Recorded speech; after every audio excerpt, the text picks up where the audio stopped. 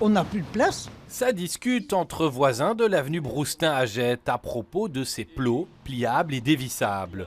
Pensés pour laisser passer les véhicules de secours tout en déviant le trafic de transit vers d'autres axes.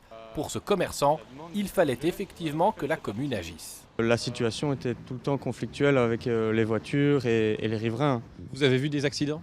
Oui, j'en ai vu, témoin, que ce soit avec les enfants qui descendent du tram ou des quasi-accidents catastrophes où les gens s'arrêtent au dernier moment alors qu'ils sont à la bord d'un rond-point. Théoriquement, on doit ralentir, ce qui n'a jamais été le cas.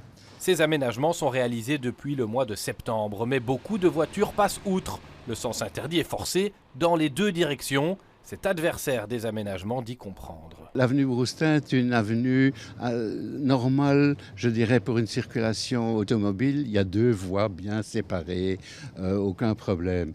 Le fait de le fermer soudainement, sans une véritable concertation, fait que les personnes se sont senties un peu trahies. Même colère quelques mètres plus loin, rond-point Amnesty International, équipé lui depuis septembre de blocs de béton et de déviations. Le supermarché Carrefour a vu une baisse de 12 ou 13% après que 10 jours. La pharmacienne a dit après une vingtaine de jours qu'elle avait une baisse de chiffre d'affaires de 30%.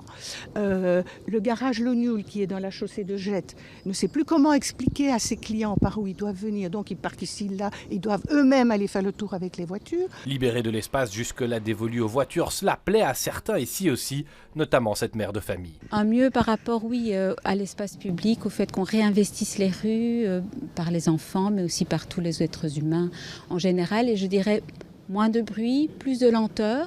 La commune de Jette est pointée du doigt pour son manque de concertation en préalable. Elle ne souhaite pas faire de commentaires sur ce qui n'est qu'un test en cours, mais elle promet une évaluation anticipée avant la fin de cette année.